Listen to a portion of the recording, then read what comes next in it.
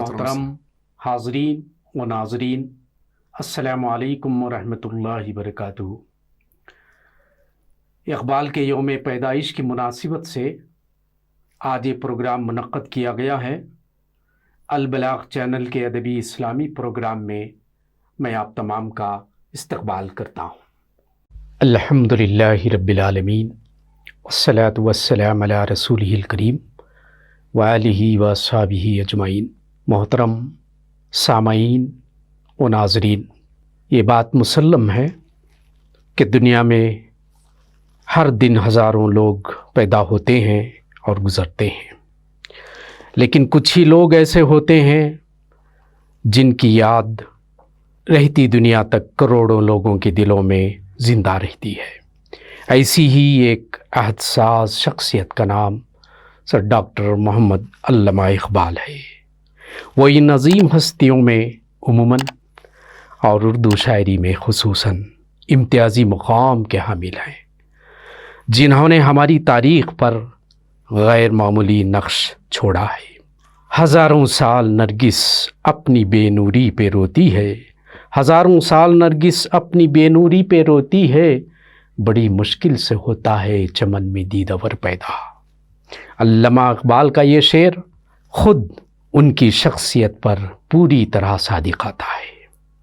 اقبال نے ہندوستانی مسلمانوں کے صدہا سال سے زنگالود ذہن و فکر اور جامد و ساکت وجود میں نئی زندگی اور حرکت و حرارت پیدا کرنے کی کوشش کی ہے۔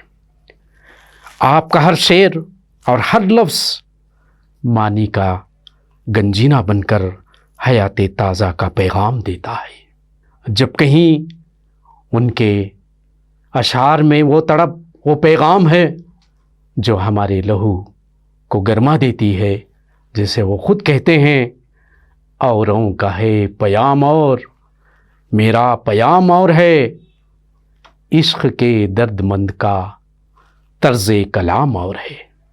محترم حضرات، آج علامہ اقبال کے پیغام کو مختلف موضوعات پر پیش کرنے کے لیے اور ہم اس سے استفادہ کرنے کے لیے ہمارے درمیان دو معزز نوجوان ہیں۔ آئیے میں بتاؤں، سر سید ممتاز منصوری، جن کا وطن کریبلچی ہے، BE کے بعد MA ان اکنامکس اور MBA کی تعلیم سے موصوف اور خود rail India private limited company کے سربراہ بلکہ CEO ہیں۔ اپنی کیریئر کا آغاز آپ نے فیلڈ اپلیکیشن انجینئر کی ذریعے سے جرمن ملٹی نیشنل کمپنی میں برسر خدمات انجام دیے، جس کی وجہ سے اپنے پیشے کے مناسبت سے مختلف ممالک کا دورہ کرتے رہے، UK، یورپ، ایشیا۔ ان تمام چیزوں کے علاوہ جو امتیازی خوبیاں میں نے محسوس کیا وہ یہ کہ آپ قرآن مجید کی تفسیری دروس کے علاوہ مسجد معمور کورمنگلا اور مسجد معمور داونگرہ اور BTM میں کافی عرصے سے دروس خود چلا رہے ہیں، اور اس کے علاوہ آپ نے شخصیت کے ارتقاء اور نوجوانوں سے مخاطب کرتے ہوئے کافی آرٹیکلز بھی لکھے اور ان کے کلاسز بھی دیے ہیں۔ لہٰذا میں آج اس موقع پر ایسی دلکش شخصیت کا استقبال کرتا ہوں اور خوش آمدید کہتا ہوں۔ ایک اور صاحب، لئیق اللہ خان صاحب منصوری، آپ MA ہیں، MA ان عربی اور جرنلزم سے بھی آپ فارغ ہیں۔ جماعت اسلامی ہند حلقہ کرناٹک کے معاون سیکریٹری کی حیثیت سے بحسن خوبی خدمات انجام دے رہے ہیں۔ آپ SIO کے سابق صدر رہے اور اس کم عمری میں ہی آپ ایڈیٹر مجدد العلماء کے نام سے آپ رسالہ نکال رہے ہیں۔ اس کے علاوہ آپ کی تصانیف منظر عام پر آ کر داد تحسین حاصل کیے ہیں، تذکیر بالقرآن، عمرہ کا پیغام اور سورہ یوسف۔ اس کے علاوہ آپ کافی کتابوں کی تحمیدی چیزیں بھی لکھے ہیں جس میں کاروانے میں عزم و عمل، گلدستہ سخن میں کلام راحل پر، اور اس کے علاوہ زندگی ناؤ، دعوت، سالار اور ڈیکن ہیرالڈ میں آپ کے کافی مضامین اور آرٹیکلز آتے رہے ہیں۔ آپ دونوں کو زبان و ادب پر اور علمی امور پر ایک کمانڈ حاصل ہے، لہٰذا علامہ اقبال کی شاعری پر کا بھی آپ نے بغور مطالعہ کیا ہے، لہٰذا آپ کی کشش شخصیت کو بھی میں لائق اللہ خان صاحب کا بھی اس بزم میں استقبال کرتا ہوں، خوش آمدید کہتا ہوں۔ آئیے آگے بڑھتے ہیں۔ علامہ اقبال کے پیغام کو جیسے میں نے بتایا تھا کہ ان کے مختلف موضوعات کو ہم ان دو نوجوان بلکہ علم و عمل، علم و ادب سے واقف ان شخصیات سے استفادہ کرتے ہوئے میں سب سے پہلے سید ممتاز منصوری صاحب سے یہ جاننا چاہتا ہوں کہ علامہ اقبال کے کلام کے پر غور کریں گے تو مختلف ادوار اور ان کے اپنا نقطۂ نظر مختلف نظر آتا ہے، لہٰذا میں چاہتا ہوں کہ آپ اس پر ذرا روشنی ڈالیں۔ شکریہ ڈاکٹر صاحب۔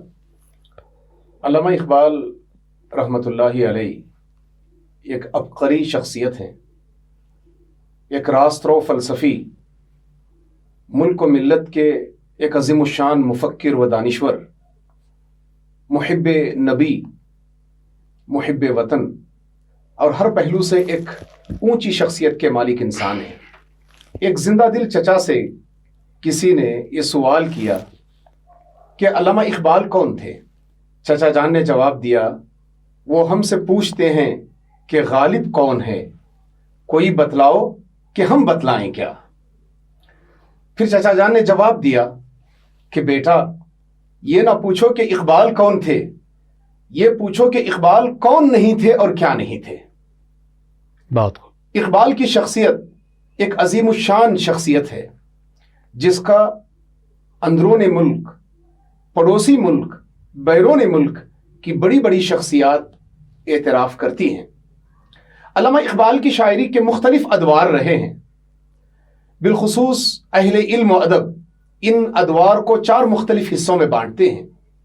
علامہ اقبال کی شاعری کا پہلا دور وہ تھا جس دور میں اقبال نے مشہور شاعر داغ دہلوی کے رنگ اور طرز پر غزلیات کہنا شروع کیا تھا۔ اس زمانے میں اقبال نے بچوں کے لیے خاصی نظمیں لکھی، ایک پہاڑ اور گلہری، ایک گائے اور بکری، ایک مکڑا اور مکھی، ماں کا خواب، پرندے کی فریاد، یہ اسی دور کی لکھی ہوئی نظمیں ہیں۔ ان نظموں میں اقبال نے نونہالان وطن کو زندگی کے زبردست اسباق عطا کیے ہیں۔ ایک نظم میں اقبال نے یہ کہا، ہیں لوگ وہی جہاں میں اچھے، ہیں لوگ وہی جہاں میں اچھے، آتے ہیں جو کام دوسروں کے۔ ایک نظم میں اقبال نے یہ کہا، ہو میرا کام غریبوں کی حمایت کرنا، درد مندوں سے ضعیفوں سے محبت کرنا، میرے اللہ برائی سے بچانا مجھ کو، نیک جو راہ ہو اس راہ پہ چلانا مجھ کو۔ بہت اچھا۔ یہ اقبال کی شاعری کا پہلا دور تھا۔ اقبال کی شاعری کا دوسرا دور وہ تھا جبکہ اقبال اعلیٰ تعلیم کے حصول کے لیے بیرون ملک تشریف لے گئے۔ اس زمانے میں اقبال نے ذرا کم اشعار کہے بلکہ شاعری سے ذرا دوری اختیار کی۔ پھر آرنولڈ کے موٹیویشن پر اقبال دوبارہ شاعری سے ہمدوش ہو گئے۔ اس زمانے میں اقبال نے وطنیت اور قومیت پر زبردست اشعار کہے۔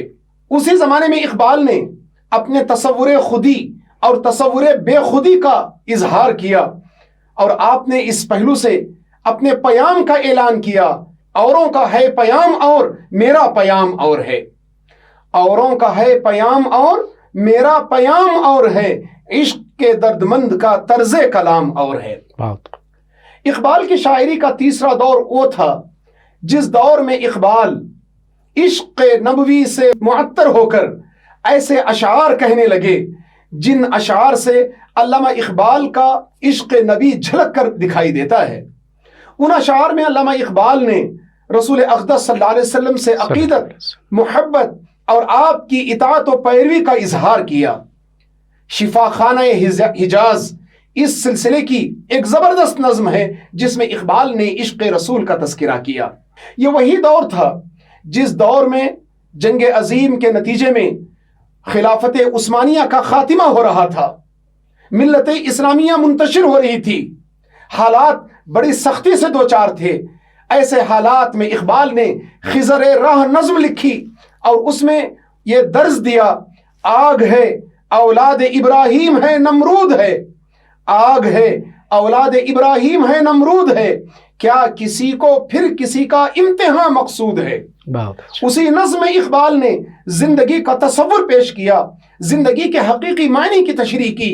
इकबाल ने बयान किया, बरतरज अंदेश है सूदो जिया है जिंदगी, बरतरज अंदेश है सूदो जिया है जिंदगी, है कभी जां और कभी तस्लीम जां है जिंदगी, तू इसे पैमानाए इमरोज व फरदा से न नाप, तू इसे पैमानाए इमरोज व फरदा से न नाप, जाविदां पे हम दवां हरदम जवां है जिंदगी।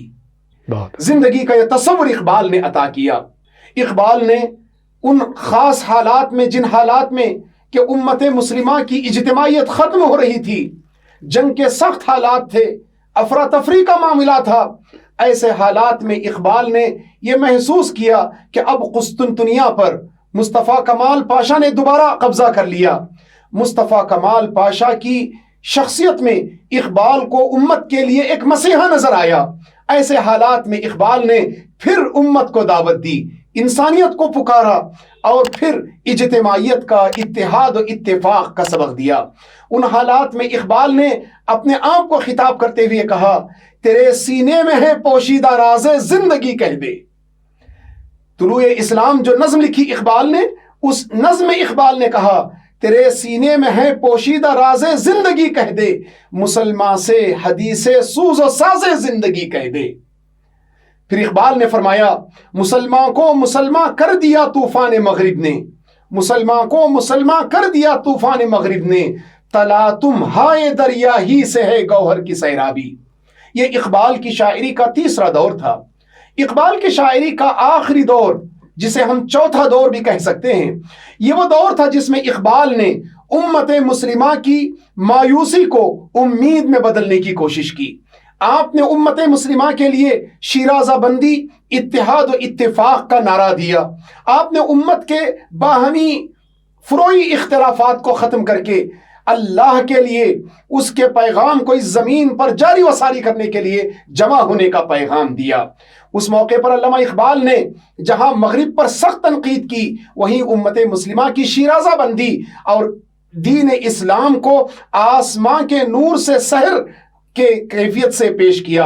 ये वो पहलू था जो अल्लामा इकबाल के चौथे दौर में दिखाई देता है, जहां इकबाल ने दीन इस्लाम की आमद को, उसके बका व इस्तेहकाम को, उसके फैलाव को और उसकी इंज़िबात को इस पहलू से पेश किया कि ये हकीकी मानों में सहर है। ये सहर जो कभी फरदा है कभी है इमरोज, ये सहर जो कभी फरदा है कभी है इमरोज, नहीं मालूम कि होती है कहां से पैदा। वो सहर जिससे लरसता है शबिस्तान वजूद, वो सहर जिससे लरसता है शबिस्तान वजूद, होती है बंदे मोमिन की अज़ां से पैदा।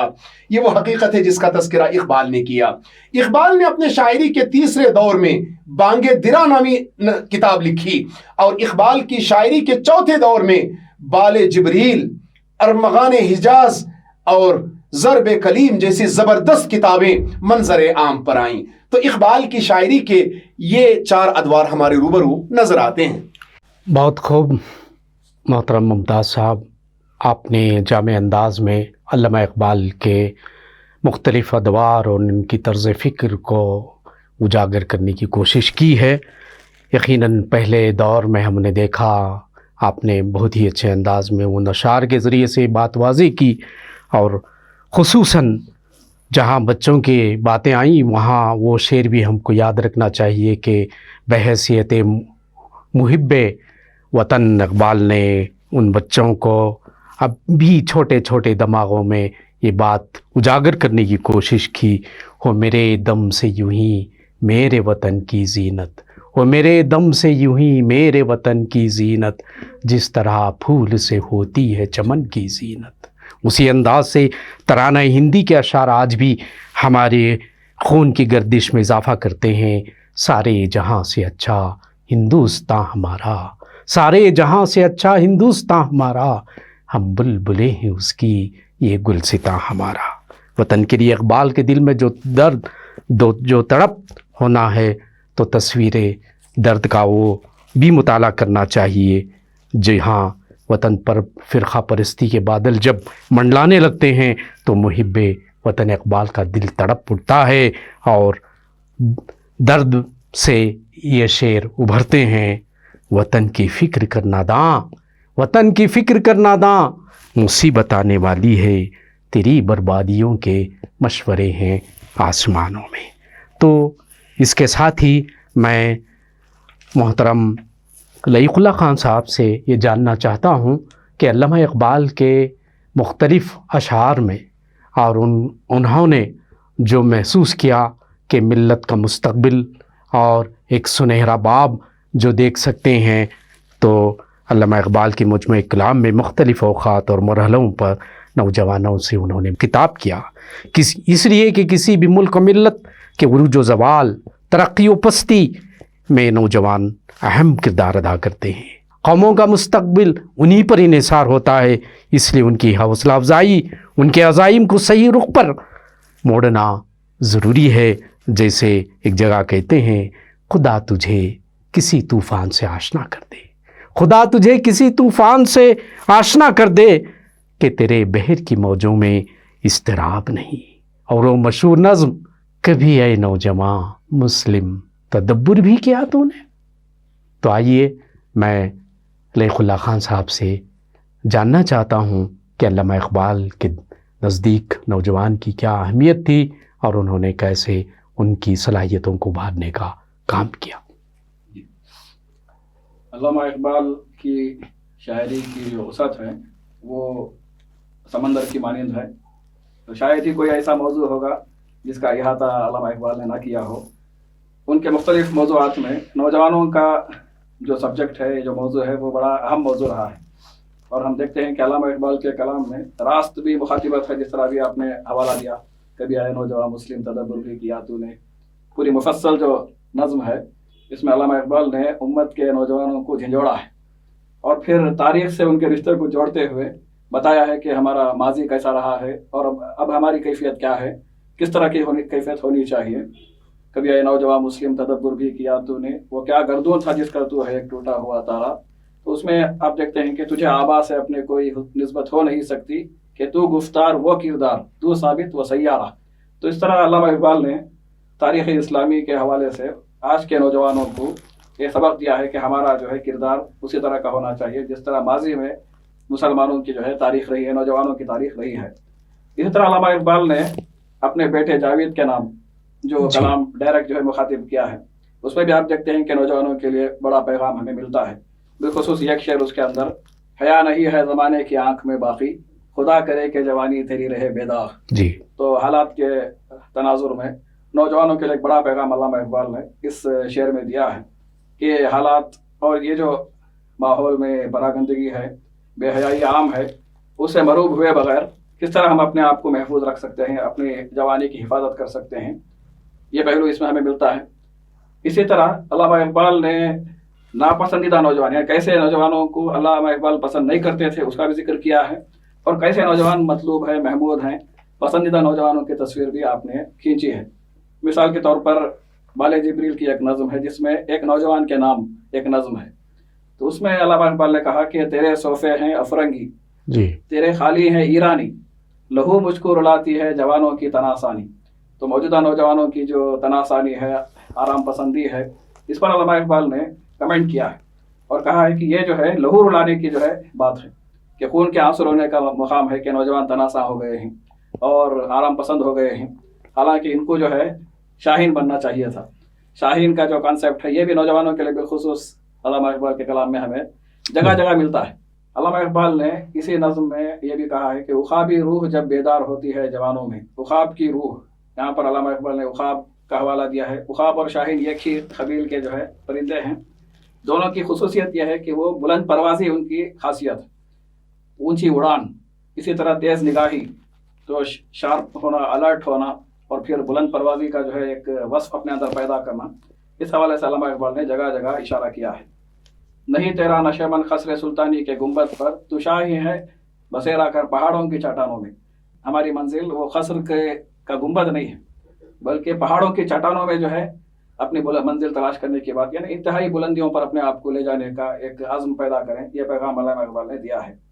ایک جگہ آپ نے یہ بھی کہا کہ محبت مجھے ان جوانوں سے ہے ستاروں پہ جو ڈالتے ہیں کمند. اسی پیغام کو پیش کرنے کے لیے کہا کہ کسی خسر پر جو ہے کمند ڈالنے کی بات نہیں ہے، بلکہ ستاروں پہ ڈالنے کی بات ہے. محبت مجھے ان جوانوں سے ہے ستاروں پہ جو ڈالتے ہیں کمند. اتنی بلندی پر علامہ اقبال نوجوانوں کو دیکھنا چاہتے ہیں. اس قوم کو شمشیر کی حاجت نہیں رہتی اور جس کے جوانوں کی خودی صورت فولاد. تو جس قوم کے نوجوانوں کی خودی اگر وہ صورت فولاد بن جاتی ہے تو پھر کہا گیا کہ اس قوم کو جو ہے شمشیر کی حاجت نہیں رہتی. وہ نوجوان خود اس قوم کی جو ہے ترقی کا ذریعہ بن سکتے ہیں. ایک جگہ آپ نے یہ بھی کہا ہے کہ وہی جواں ہے قبیلے کی آنکھ کا تارا. قبیلے کی آنکھ کا تارا کون سا نوجوان ہے؟ علامہ اقبال نے کہا کہ شباب جس کا ہو بے داغ ضرب ہو کاری، یعنی جس کی جوانی بے داغ ہو، یعنی سیرت و کردار کے اعتبار سے بہترین سیرت کا حامل ہو، اور ساتھ ہی ساتھ ضرب کاری ہو، یعنی پرفارمنس موڈ میں ہوں اور پھر کنٹریبیوٹ کرنے والے ہوں، معاشرے کو کچھ دینے والے ہوں اور قوت والے ہوں. تو یہ پیغام علامہ اقبال نے اپنے کلام میں ہمیں دیا ہے. اور یہ بھی ہمیں ملتا ہے کہ خرد کو غلامی سے آزاد کر، جوانوں کو پیروں کا استاد کر. یعنی علامہ اقبال نوجوانوں کے پوٹینشیلز پر جس اعتماد کا اظہار کیا ہے، اور امت کو بھی یہ پیغام دیا ہے کہ وہ نوجوانوں پر اعتماد کریں، اس لیے کہ اس دور میں جو صلاحیتیں ہوتی ہیں، جو قابلیتیں ہوتی ہیں، وہ بڑی مفید ہوتی ہیں. تو ان کو دوسرے کاموں میں لگانے کے بجائے اللہ کے دین کی خاطر ان کی صلاحیتیں لگیں. یہ علامہ اقبال نے پیغام امت کو نوجوانوں کے حوالے سے دیا ہے.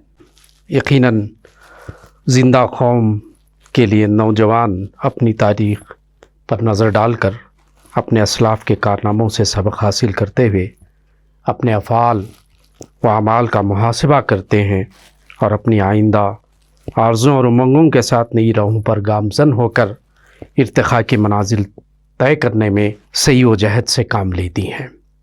اور آپ کے بقول علامہ اقبال نے یہ بھی کہا نوجوانوں سے مخاطب ہو کر ایک جگہ، دیار عشق میں اپنا مقام پیدا کر، دیار عشق میں اپنا مقام پیدا کر، نیا زمانہ نئی صبح و شام پیدا کر.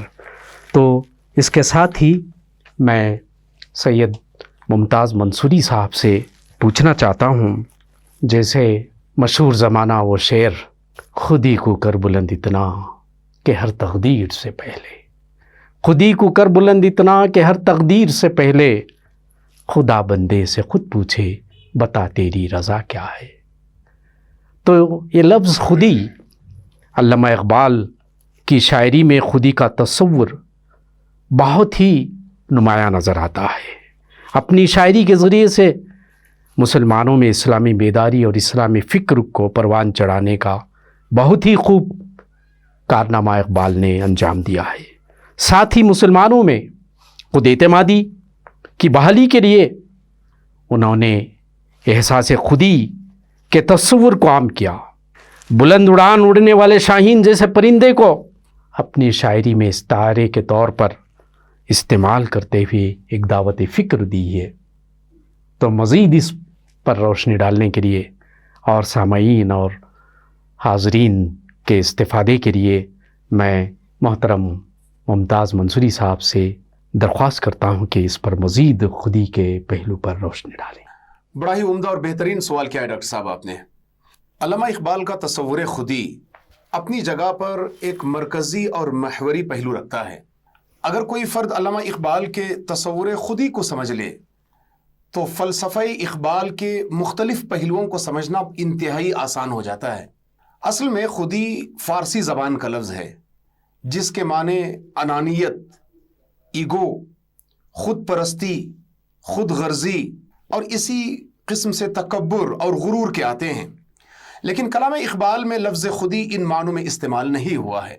علامہ اقبال کے کلام میں لفظ خودی جس پہلو سے استعمال ہوا ہے وہ پہلو یہ کہ آدمی اپنی خفتہ صلاحیتوں کو جانے پہچانے. قرآن نے اشارہ کیا فطرت اللہ التی فطر الناس علیہا، اللہ تبارک و تعالیٰ کی وہ فطرت جس پر انسانوں کی تخلیق کی گئی. اللہ تبارک و تعالیٰ کی ذات اور شخصیت کی مختلف پہلو انسان کی ذات اور انسان کی شخصیت کے اندر رکھ دیے گئے. یہ فطری پہلو ہیں. علامہ اقبال نے جو خودی کا تصور دیا وہ تصور ہمیں بتاتا ہے کہ انسان کی ذات اور شخصیت کے اندر یہ خفتہ اور پنہا پہلو کیسے ایکسپلور کیے جائیں، کیسے ان کا اعتراف کیا جائے، کیسے ان کو دیکھا جائے، کھنگالا جائے. اقبال کے کلام میں خودی نام ہے خود شناسی کا، احساس غیرت مندی کا، اپنی صلاحیتوں کے جاننے اور پہچاننے کا، اپنی ذمہ داریوں سے آگہی حاصل کرنے کا. اقبال کے کلام میں خودی یہ پہلو اپنے اندر رکھتا ہے کہ انسان بغیر کسی کو تکلیف اور مصیبت میں ڈالے ہوئے اپنے مقاصد کو کیسے حاصل کر سکتا ہے. اقبال کے کلام میں خودی کا جو تصور ملتا ہے وہ تصور اتنا وسیع ہے کہ اسی تصور کی بنیاد پر اس بات کا اندازہ ہوتا ہے کہ اللہ تبارک و تعالیٰ نے انسان کو اشرف المخلوقات کا مقام اسی خودی کی وجہ سے عطا کیا ہے. اسی خودی کے بل بوتے پر انسان باطل کے روبرو سینہ سپر ہوتا ہے. اسی خودی کی وجہ سے انسان رسوم و رواج کے خلاف ڈٹ جاتا ہے. اسی خودی کی بنیاد پر انسان تگ و دو، محنت، جستجو، تڑپ کا پہلو اختیار کرتا ہے. یہی وہ خودی ہے جو انسان کو اور دوسرے جانوروں سے ممتاز کرتی ہے اور ممیز کرتی ہے. بہت اچھا. اقبال نے اس حقیقت کو بڑی زبردست پہلو سے اس کی وضاحت کی ہے. علامہ اقبال رحمۃ اللہ علیہ خودی کے سلسلے میں ویسے فارسی میں کئی اشعار اقبال کے موجود ہیں، لیکن جب اردو اشعار کو آپ پڑھتے ہیں تو کئی اشعار وہ ہیں جس میں اقبال نے اس حقیقت کی طرف اشارہ کیا کہ جو شخص اپنی خودی کو جان لیتا ہے، حاصل کر لیتا ہے، وہی زمانے کا مہدی بھی ہے، وہی آخر زمانی بھی ہے. اقبال نے اس حقیقت کی طرف اشارہ کیا تو راز کن فقاں ہے اپنی آنکھوں پر عیاں ہو جا. تو راز کن فقاں ہے اپنی آنکھوں پر عیاں ہو جا، خودی کا رازداں ہو جا، خدا کا ترجمہ ہو جا. ہوس نے کر دیا ٹکڑے ٹکڑے نوع انسان کو، ہوس نے کر دیا ٹکڑے ٹکڑے نوع انسان کو، اخوت کا بیاں ہو جا، محبت کی زباں ہو جا. ان اشعار میں علامہ اقبال اس حقیقت کی وضاحت کرتے ہیں کہ خودی یہ ہے کہ بندہ خود مست بھی بن جائے، خود آگاہ بھی بن جائے اور خدا مست بھی بن جائے.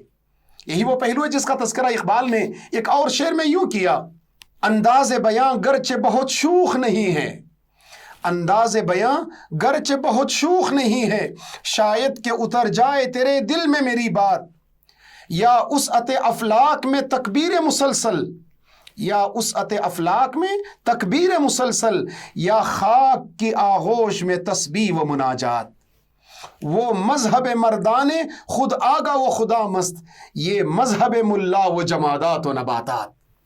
اقبال بتاتے ہیں کہ خودی انسان کو اس بات پر آمادہ جان کرتی ہے کہ وہ تکبیر مسلسل کا پہلو اختیار کرے، اس کا مذہبی پہلو ڈائنامک اور وائبرنٹ بن جائے، اس کی اپنی ذات کی حد تک مقید نہ ہو. یہی وجہ ہے کہ خودی پر کام کرتے کرتے کرتے انسان اس مقام و مرتبے تک پہنچتا ہے جہاں بندے سے اللہ تبارک و تعالی راضی ہو جاتا ہے، جس کا تذکرہ سورہ فجر کی آخری آیتوں میں کیا گیا. یا ایتھا النفس المطمئنہ ارجعی الی ربک راضیۃ مرضیہ فادخلی فی عبادی وادخلی جنتی. نفس امارہ، نفس لوامہ کے بعد یا ایتھا النفس المطمئنہ، نفس مطمئنہ کا جو ذکر کیا گیا، پھر نفس راضیہ کا ذکر جو کیا گیا، پھر نفس مرضیہ کا جو ذکر کیا گیا، یہ نتائج ہیں خودی کے پہچاننے کے. علامہ اقبال وہ واحد شاعر ہیں جنہوں نے فرد کے لیے خودی کا تصور پیش کیا اور اجتماعیت کے لیے بے خودی کا تصور پیش کیا. علامہ اقبال بتاتے ہیں کہ فرد خودی کے نتیجے میں ترقی پاتا ہے، نشوونما پاتا ہے، اسی طریقے سے قوم بے خودی کے نتیجے میں ترقی پاتی ہے اور نشوونما پاتی ہے. علامہ اقبال اس حقیقت کی طرف اشارہ کرتے ہیں کہ فرد جب اجتماعیت کے اندر مل جاتا ہے، فرد اجتماعیت کا حصہ بن جاتا ہے. اب وہ جہاں اپنی خودی پر کام کرتا ہے وہیں وہ اجتماعی کاز اور اجتماعی مقاصد کی خاطر اپنی انا کو کچلتا جاتا ہے. اسی کے لیے اقبال نے بے خودی کا تصور دیا. اقبال بتاتے ہیں فرد قائم ربط ملت سے ہے تنہا کچھ نہیں. فرد قائم ربط ملت سے ہے تنہا کچھ نہیں. موج ہے دریا میں بیرون دریا کچھ نہیں. یہ وہ پہلو ہے جو خودی کے ایک وسیع تصور میں ہمیں نظر آتے ہیں. بہت خوب، جزاک اللہ ممتاز صاحب.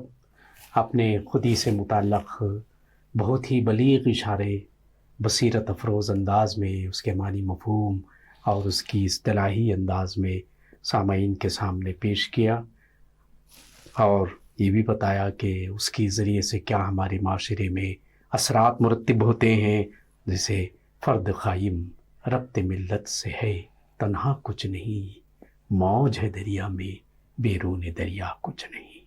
جزاک اللہ.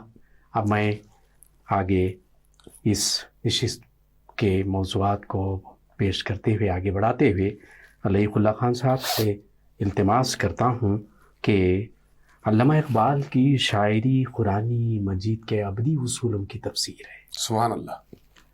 علامہ اقبال بذات خود قرآن کے داعی تھے. ان کی فکر کا محور و مرکز و منشا و مقصد قرآن مجید کے اطراف ہی گھومتا ہے. ان کا خیال ہے مسلمانوں کی ترقی، عروج و زوال سب قرآن مجید سے جڑا ہوا ہے. جب کہیں انہوں نے کہا تھا وہ معزز تھے زمانے میں مسلمان ہو کر، وہ معزز تھے زمانے میں مسلمان ہو کر، اور تم خوار ہوئے تاریک قرآن ہو کر. اقبال کی شاعری قرآن مجید کے محور اور اس کے ارد گرد ہی رہتی ہے، اور ان کی شاعری دراصل قرآن مجید کی تفسیر ہے، سچی و حقیقی تعلیمات کی علمبردار ہے. لہٰذا میں اس موضوع پر یہ خواہش کرتا ہوں محترم لائق اللہ خان صاحب سے کہ اس پر مزید آپ روشنی ڈالیں. جی، علامہ اقبال اور قرآن، یہ بڑا انٹرسٹنگ اور اہم ترین موضوع ہے کلام اقبال پر گفتگو کرتے ہوئے. علامہ اقبال کا جو کلام ہے اس کی بنیاد وہ جو ہے قرآن مجید ہے. علامہ اقبال کی انفرادیت یہی ہے کہ آپ اسلامی شاعر رہے اور اسلامی فکر کی ترجمانی آپ نے کی. بالخصوص اگر یہ کہا جائے تو بے جا نہ ہوگا کہ آپ کے کلام کی بنیاد جو ہے وہ قرآن مجید تھی. اس موضوع پر ہم اگر گفتگو کرتے ہیں تو الگ الگ اس کے پہلو ہمارے سامنے آ سکتے ہیں. ایک پہلو یہ آ سکتا ہے کہ علامہ اقبال کا قرآن سے کیا تعلق رہا، کس انداز سے قرآن مجید سے وہ انگیج ہوتے رہے. اسی طرح ایک پہلو قرآن مجید کے سلسلے میں علامہ اقبال کا کیا جو ہے نقطہ نظر تھا. پھر ایک پہلو یہ کہ قرآن کا جو پیغام ہے اس کو آپ نے اپنے کلام میں کس طرح پیش کیا. ایک اور پہلو جو ہے راست قرآنی جو آیات ہیں ان کے فقروں کو استعمال کرتے ہوئے علامہ اقبال نے ایک بڑا پیغام امت کو دیا ہے. تو اس حوالے سے مختصر میں کچھ اشارے اس موقع پر کرنا بہتر محسوس کروں گا. علامہ اقبال قرآن مجید سے ان کا بڑا گہرا رشتہ رہا. اگر ہم ان کے سوانح پڑھتے ہیں تو معلوم ہوتا ہے کہ بڑی رخت کے ساتھ تلاوت آپ کرتے تھے، اور قرآن مجید کے مطالعے کے حوالے سے بڑا ان کا گہرا جو ہے تعلق رہا. بالخصوص ایک واقعہ بیان کیا جاتا ہے کہ ایک صاحب نے آپ سے فلسفے سے متعلق کوئی سوال کیا، تو جواب میں وہ لائبریری جو ہے تلاش کرنے کی بات ان کے ذہن میں تھی. علامہ اقبال نے جو لائبریری تلاش نہیں کی بلکہ قرآن مجید کا نسخہ لے کر ان کو جواب دے دیا. تو اس سے بھی ہمیں محسوس ہوتا ہے کہ قرآن مجید سے ان کا جو ریلیشن تھا بڑا گہرا تھا اور بہت مؤثر تھا.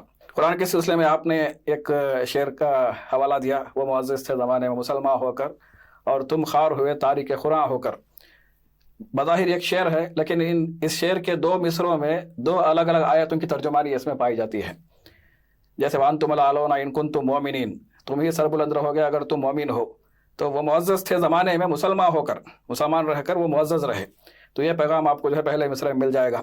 اور دوسرا جو مصرع ہے اور تم خوار ہوئے تاریک قرآن ہو کر، اس میں علامہ اقبال نے وقال الرسول یا ربی ان قوم اتخذوا هذا القرآن مہجورا، اس آیت کا حوالہ دیتے ہوئے کہا ہے کہ امت جو ہے قرآن کو اگر چھوڑ دیتی ہے تو اس کے جو ہے وہ ناکامی اور اس کے زوال کی جو ہے علامت ہے. علامہ اقبال نے یہ بھی کہا کہ قرآن مجید کا مطالعہ جو ہے بڑی گہرائی کے ساتھ ہونا چاہیے. تیرے ضمیر پہ جب تک نہ ہو نزول کتاب، یعنی قرآن کا مطالعہ اس طرح ہم کریں کہ ہمارے اوپر قرآن نازل ہو رہا ہے. جب تک اس طرح ہم قرآن کا مطالعہ نہیں کریں گے اس وقت تک کوئی تفسیر ہمیں جو ہے وہ قرآن کے پیغام کو ہم پر جو ہے آشکارا نہیں کر سکتی. گرہ کشا ہے نہ راضی نہ صاحب کشاف. اسی طرح آپ نے یہ بھی کہا کہ قرآن میں ہو غوطزن اے مرد مسلمہ، اللہ کرے تجھ کو عطا جدت کردار. قرآن کے پیغام کو اشعار میں پیش کرنے کا جو معاملہ ہے، ہو حلق یاراں تو بریشم کی طرح نرم، رزم حق و باطل ہے تو فولاد ہے مومن. اس شعر میں ہم جو ہے دیکھتے ہیں سورہ فتح کی آیت، مشہور آیت اشداء علی الکفار رحماء بینہم، کہ وہ کفار کے لیے سخت ہیں لیکن آپس میں بڑے رحیم اور شفیق ہیں. اس کی ترجمانی علامہ اقبال نے اس شعر میں کی ہے. اسی طرح کی ہے کچھ مثالیں راست جو آیتیں ہیں اس کا استعمال کرتے ہوئے آپ دیکھیں گے فارسی کلام میں تو کئی اشعار ہیں لیکن اردو اشعار میں بھی بعض آپ کو جو ہے مثالیں مل جاتی ہیں.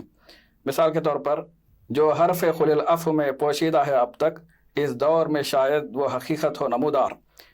یہ جو شعر ہے، اس شعر میں علامہ اقبال نے پورے نظام معیشت کے سلسلے میں اشارے دے دیے ہیں، پیغام دے دیا ہے. خل العفو کا جو استعمال علامہ اقبال نے کیا ہے وہ قرآن مجید کی وہ انفاق کے حوالے سے آیت کا حوالہ دیا ہے کہ یسألونک ماذا ینفقون، کہ وہ لوگ پوچھتے ہیں کہ کیا خرچ کیا جائے، تو اللہ نے کہا کہ خل العفو، جو ضرورت سے زیادہ ہے وہ ساری چیزیں خرچ کر دینی چاہیے، ضرورت سے زیادہ جو بھی ہے وہ خرچ کیا جائے. تو اس میں علامہ اقبال نے نظام اسلامی کے حوالے سے ایک امید کا اظہار کیا ہے کہ اسلامی نظام معیشت اس کو جو ہے دنیا میں اگر نافذ کیا جائے گا تو معاشی جو ناہمواریاں ہیں، معاشی جو تفاوت ہے، اس کو جو ہے کم کیا جا سکتا ہے. قرآن کا جو اصول ہے کہ کیلا یکون دولتم بین الاغنیاء منکم، اللہ یہ چاہتا ہے کہ دولت جو ہے وہ مالداروں ہی کے پاس نہ رہ جائے، وہ مرتکز نہ ہو جائے، بلکہ وہ غریبوں تک وہ جو ہے مال جو ہے فلو ہو. تو یہ جو کانسیپٹ ہے، زکوٰۃ کا کانسیپٹ ہے، انفاق کا کانسیپٹ ہے، اس کو انٹروڈیوس علامہ اقبال نے کیا کہ ضرورت سے جو کچھ زیادہ ہے وہ خرچ ہونا چاہیے، امت کو دینے والا بننا چاہیے. یہ بھی پیغام آپ کو اس میں مل جاتا ہے. اسی طرح ایک اور شعر میں علامہ اقبال کہتے ہیں کہ حکم حق ہے لیس للانسان الا ما سعی، حکم حق ہے لیس للانسان الا ما سعی، کھائے کیوں مزدور کی محنت کا پھل سرمایہ دار. تو یہاں پر بھی ایک آیت کا ریفرنس دیتے ہوئے علامہ اقبال کہتے ہیں کہ ہر انسان کو اپنی کمائی کا بدلہ ملنا چاہیے، تو کسی اور کی محنت کا جو ہے فائدہ کوئی اور کیوں اٹھائے. تو اس حوالے سے سرمایہ دارانہ نظام کی جو خرابیاں ہیں اس کی طرف علامہ اقبال نے اس شعر میں آیت کے حوالے سے سمجھایا ہے. اور بھی اس حوالے سے بہت ساری مثالیں ملتی ہیں. بہت اچھا محترم لئیب صاحب، آپ نے عالمانہ گفتگو میں یہ بات واضح کی کہ آج ضرورت اس بات کی ہے کہ مسلمان نو کو انہوں نے جو پیغام دیا اقبال نے، قرآن میں ہو غوطزن اے مرد مسلمان، اللہ کرے تجھ کو عطا جدت کردار. علامہ اقبال نے مسلمانوں کو اسی لیے مخاطب کیا ہے اور انہیں بارہا اپنا بھولا ہوا سبق یاد دلانے کی کوشش کی. آج ضرورت اس بات کی ہے کہ بھٹکتی ہوئی پیاسی انسانیت تک قرآن مجید کی ان تعلیمات کو عام کیا جائے. تو اس کے ساتھ میں محترم ممتاز صاحب سے یہ جاننا چاہتا ہوں کہ جو بھی بڑا شاعر ہے اس کو ہم یونیورسل شاعر پوئٹ کہتے ہیں، اس لیے کہ اس میں آفاقی میسیج اپنے اندر رکھتا ہے اور کسی بھی ادب پارے کی آفاقیت اسی وقت تصور کی جاتی ہے کہ وہ زمان و زبان و مکان کی قیود سے آزاد ہو جاتا ہے اور ہر زمانے پر صادق آتا ہے. اقبال کے کلام کی آفاقیت یہ ہے کہ ہر زمانے میں اگر ان کا کلام پڑھا جائے تو یہی لگے گا کہ ان کا کلام اسی زمانے کے لیے ہے. جسے انہوں نے کہا سبق پھر پڑھ صداقت کا، عدالت کا، شجاعت کا. یہ شعر اگر ہم ان ججز کے لیے، ان لائرز کے سامنے اگر پیش کریں تو پھر سبق کو اثر نو وہ یاد کرنا چاہیے. سبق پھر پڑھ صداقت کا، عدالت کا، شجاعت کا، لیا جائے گا تجھ سے کام دنیا کی امامت کا. تو اس تناظر میں میں ممتاز منصوری صاحب سے جاننا چاہتا ہوں آخر وہ کیا نکات ہیں جس کی وجہ سے شاعر علامہ اقبال عصری تقاضے یا عصری معنویت رکھتے ہوئے آفاقی شاعر ہم بے دریغ کہہ سکتے ہیں؟ بڑا عمدہ سوال ہے ڈاکٹر صاحب. اس سوال کے جواب میں علامہ اقبال کے اس دلنشین شعر کو پیش کرنا چاہوں گا جس میں علامہ اقبال نے اس حقیقت کی طرف اشارہ کیا ہے کہ یہ کائنات پہم تبدیلی سے دوچار ہے. اقبال بتاتے ہیں یہ کائنات ابھی ناتمام ہے شاید، یہ کائنات ابھی ناتمام ہے شاید کہ آ رہی ہے دمادم صدائے کن فیکون. اقبال کا یہ شعر اس حقیقت کی وضاحت کرتا ہے کہ کائنات پہم تغیر اور تبدیلی سے دوچار ہے. جس شاعر نے اس بات کو اس حد تک وضاحت سے پیش کیا ہے، بھلا وہ شاعر اپنے اشعار کو، اپنے تصورات کو، اپنے خیالات کو کیوں ایک خاص زمانے کے ساتھ مقید رکھ سکتا ہے؟ علامہ اقبال نے جن اقدار پر مبنی شاعری کی ہے اور شاعری کا جو اسلوب بیان اختیار کیا ہے اور جن معنی کو اقبال نے الفاظ کے گہرے سمندر کے ساتھ پیش کیا ہے، وہ تمام اس بات کی وضاحت کرتے ہیں کہ علامہ اقبال ہر دور کے لیے صادق آنے والے شاعر ہیں. علامہ اقبال کے اشعار اپنے اندر ایک پیہم معنی رکھتے ہیں، ان اقدار سے متصف ہیں جن اقدار کا نفاذ کائنات میں ہر موقع پر ہو سکتا ہے. اقبال نے بتایا کہ جب حالات بدلتے رہیں، تبدیلیاں ہوتی رہیں تو مایوسی انسانی زندگی پر چھا جاتی ہے. اقبال نے یہ درس دیا، نہ ہو نومید، نومیدی زوال علم و عرفاں ہے. نہ ہو نومید، نومیدی زوال علم و عرفاں ہے. امید مرد مومن ہے خدا کے رازدانوں میں. جدید اور قدیم کا یہ تصور اگر آپ کے روبرو ہو کہ جدید قدیم ہی سے نکلتا ہے، پھر مختلف ارتقائی مراحل سے گزر کر، ایکسپٹنس اور ریجیکشنز کے مرحلوں سے گزر کر جدید جدید بنتا ہے. اقبال نے اس حقیقت کی بڑے اچھے انداز میں وضاحت کی کہ جب مغربی تہذیب جدید تہذیب کہلائی، خدا سے بغاوت کا اعلان کرنے والی تہذیب کہلائی، تو اقبال نے یہ اشارہ دیا کہ یہ تہذیب بے بنیاد تہذیب ہے. یہ تہذیب حقیقی بنیادوں پر قائم تہذیب نہیں ہے. دیار مغرب کے باشندوں کو اقبال نے چیلنج کیا، کہنے لگے دیار مغرب کے رہنے والوں، خدا کی بستی دکان نہیں ہے. دیار مغرب کے رہنے والوں، خدا کی بستی دکان نہیں ہے. کھرا جسے تم سمجھ رہے ہو وہ اب زرے کم عیار ہوگا. تمہاری تہذیب اپنے خنجر سے آپ ہی خودکشی کرے گی. تمہاری تہذیب اپنے خنجر سے آپ ہی خودکشی کرے گی. جو شاخ نازک پہ آشیانہ بنے گا ناپائیدار ہوگا. اقبال نے قدیم اور جدید کا جو تصور پیش کیا، اس تصور میں یوروپ اور مغربی ممالک کے ایک خاص مقام کی طرف اشارہ کیا. اقبال نے بتایا یوروپ میں بہت روشنی علم و ہنر ہے. یوروپ میں بہت روشنی علم و ہنر ہے. حق یہ ہے کہ بے چشمہ ہے وہاں ہے یہ ظلمات. رعنائی تعمیر میں رونق میں صفا میں، رعنائی تعمیر میں رونق میں صفا میں، گرجوں سے کہیں بڑھ کے ہیں بینکوں کے عمارات. اب دیکھیں جدید کا جو تصور اقبال نے دیا وہ یہ کہ انسانی زندگی ارتقائی مراحل سے تو گزرے لیکن خدا کا باغیانہ پہلو اختیار نہ کرے. اقبال نے قدیم اور جدید کا جو تصور پیش کیا، اس تصور میں قوم کو غلامی سے آزاد زندگی برتنے اور بسنے اور گزارنے کی بھی وضع میں تم ہو نصارا تو تمدن میں ہنود، یہ مسلمان ہیں جنہیں دیکھ کے شرمائے یہود. یوں تو سید بھی ہو مرزا بھی ہو افغان بھی ہو، یوں تو سید بھی ہو مرزا بھی ہو افغان بھی ہو، تم تو سبھی کچھ ہو بتاؤ کہ مسلمان بھی ہو.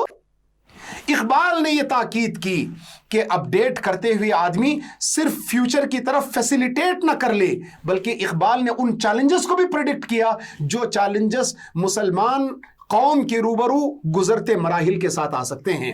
بھلا بتائیے ایسی شخصیت کو اگر ہم عبقری شخصیت نہ کہیں گے تو پھر کیسے ہوگا؟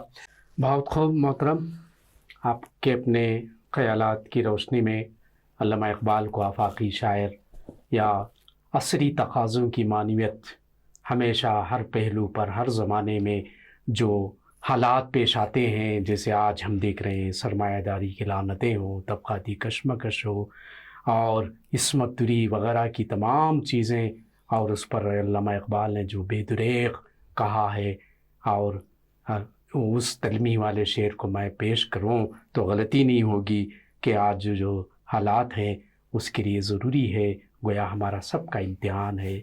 آپ نے کہا آگ ہے اولاد ابراہیم ہے نمرود ہے، آگ ہے اولاد ابراہیم ہے نمرود ہے، کیا کسی کو پھر کسی کا امتحان مقصود ہے؟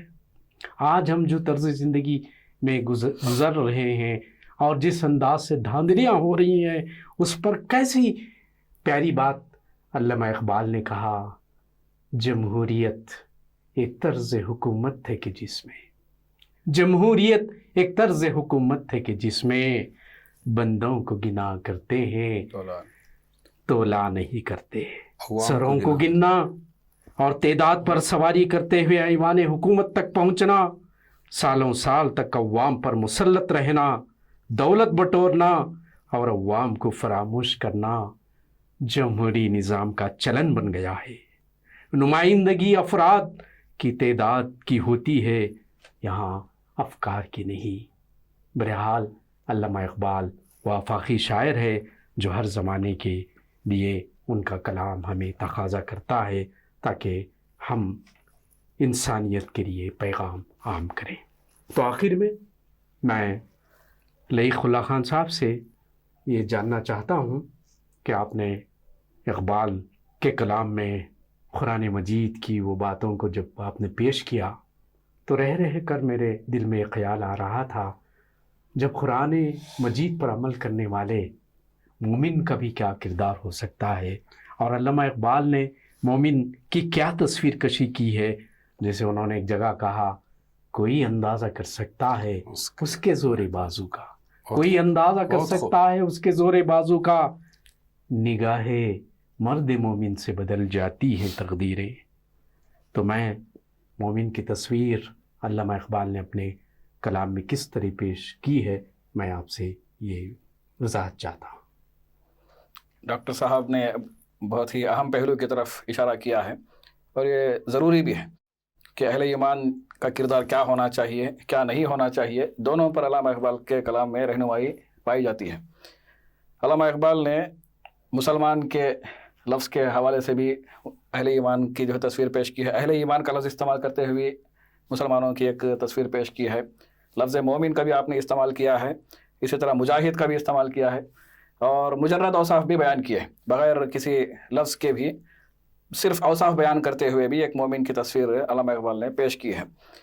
تو ہم دیکھتے ہیں اہل ایمان کے حوالے سے کہ جہاں میں اہل ایمان صورت خورشید جیتے ہیں، ادھر ڈوبے ادھر نکلے، ادھر ڈوبے ادھر نکلے۔ تو اس میں علامہ اقبال نے اہل ایمان کی جو تصویر پیش کی ہے وہ خورشید کے مانند روشن اور تابناک جو ہے ان کی زندگی ہوتی ہے، اور جہد مسلسل ان کی زندگی میں ہوتا ہے۔ اسی طرح علامہ اقبال نے مسلمانوں کے حوالے سے کہا کہ خبر نہیں کیا ہے نام اس کا خدا فریبی کہ خود فریبی، عمل سے فارغ ہوا مسلمان بنا کے تقدیر کا بہانہ۔ یہ مسلمانوں کی کیفیت کہ بس جنت کی امید لگائے بیٹھے ہیں، کوئی عمل کرنا جو ہے اپنے لیے ضروری نہیں سمجھتے ہیں، اس پر بھی علامہ اقبال نے تنقید کی۔ اور پھر دوسری طرف مسلمان کا تعارف کراتے ہوئے علامہ اقبال یہ بھی کہتے ہیں کہ قہاری و غفاری و قدوسی و جبروت، یہ چار عناصر ہیں تو بنتا ہے مسلمان۔ اسی طرح مجاہد کے سلسلے میں بھی آپ نے تصویر کشی کی کہ الفاظ و معانی میں تفاوت نہیں، لیکن ملا کی اذاں اور مجاہد کی اذاں اور۔ تو مجاہد کا جو کانسیپٹ ہے جگہ جگہ کئی اشعار میں علامہ اقبال نے پیش کیا ہے۔ وہ مرد مجاہد نظر آتا نہیں مجھ کو، ہو جس کے رگو پے میں فقط مستی کردار۔ اسی طرح علامہ اقبال نے مومن کو ڈائریکٹ بھی جو ہے خطاب کیا ہے۔ اس سے پہلے کی گفتگو میں بھی ایک شعر آیا تھا کہ ہو حلق یاراں تو بریشم کی طرح نرم، رزم حق و باطل ہے تو فولاد ہے مومن۔ ایک اور بڑی پیاری بات علامہ اقبال نے جو تصویر کشی حدیث کی روشنی میں اگر ہم کہیں، حضرت عائشہ رضی اللہ عنہ سے پوچھا گیا کہ آپ صلی اللہ علیہ وسلم کے اخلاق کیا ہیں، تو اس وقت انہوں نے جواب دیا تھا کانا خلقہ القرآن، کہ نبی اکرم صلی اللہ علیہ وسلم کے جو اخلاق ہیں وہ سراپا قرآن ہے۔ تو اس کی ترجمانی کرتے ہوئے علامہ اقبال نے ایک شعر میں کہا کہ یہ راز کسی کو نہیں معلوم کہ مومن، یہ راز کسی کو نہیں معلوم کہ مومن، خاری نظر آتا ہے حقیقت میں ہے قرآن۔ ایک شعر میں علامہ اقبال یہ فرماتے ہیں کہ ہر لحظہ ہے مومن کی نئی شان نئی آن، ہر لحظہ ہے مومن کی نئی شان نئی آن، گفتار میں کردار میں اللہ کی برہان۔ تو مومن کی مطلوب تصویر کیا ہے، اس طرح علامہ اقبال نے مختلف پہلوؤں سے ہمارے سامنے رہنمائی کی ہے۔ بہت خوب لطیف اللہ خان صاحب، آپ نے مومن کی تصویر علامہ اقبال کی زبانی پیش کی، جیسے کہا یہ راز کسی کو نہیں معلوم کہ مومن خاری نظر آتا ہے حقیقت میں قرآن۔ یقیناً علامہ اقبال نے مومن کی تصویر کو ابھارنے کی کوشش کی تاکہ وہ عملی اعتبار سے بھی چلتا پھرتا قرآن نظر آئے، اور انہوں نے ایک جگہ یہ بھی کہا کافر کی یہ پہچان کہ آفاق میں گم ہے، کافر کی یہ پہچان کہ آفاق میں گم ہے، مومن کی یہ پہچان کہ گم اس میں ہے آفاق۔ بہرحال ہمارے معزز مہمانوں نے ہر موضوع سے انصاف کرتے ہوئے بڑی ہی بصیرت افروز گفتگو کی ہے، اور یہ موضوعات دراصل تفصیلی طلب چاہتے ہیں، وقت کی نزاکت کا خیال رکھ کر انہوں نے جامع انداز میں اپنے موضوع کو سمیٹ کر پورا کا پورا انصاف کرنے کی ہر ممکن کوشش کی ہے، اور اس کے ذریعے سے میں آپ لوگ یہاں تشریف لائے البلاغ چینل کے ادبی اسلام پروگرام میں صمیم قلب کے ساتھ آپ کا شکریہ ادا کرتے ہوئے آپ کے حق میں بلکہ سب کے لیے اگر یہ کہوں تو غلطی نہیں ہوگی، جوانوں کو میری آہ سحر دے، پھر ان شاہی بچوں کو بالوں پر دے، خدایا آرزو میری یہی ہے میرا نور بصیرت عام کر دے۔ یہ اقبال کا وہ پیغام، یا رب دل مسلم کو وہ زندہ تمنا دے، یا رب دل مسلم کو وہ زندہ تمنا دے، جو قلب کو گرما دے، جو روح کو تڑپا دے۔ ان چند کلمات کے ساتھ میں مزید آپ کا شکریہ ادا کرتے ہوئے اس نشست کے اختتام کا اعلان کرتا ہوں۔